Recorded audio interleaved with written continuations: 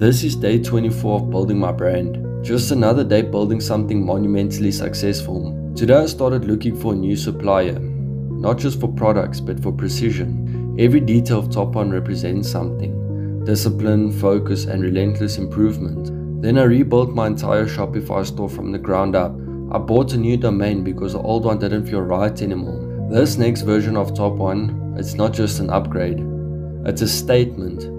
I want people to feel the difference the moment they land on it. After that, I spent a few hours scrolling through visuals, trying to find that feeling. The one that represents what Top One really is.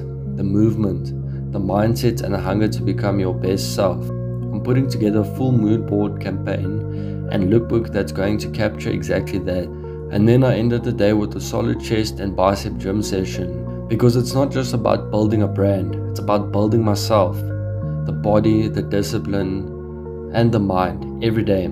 I document the process not for views, but because I know one day people are going to look back at these clips and say, this is where it all started. Top One isn't just about clothing, it's a lifestyle, and it's for those who refuse to settle.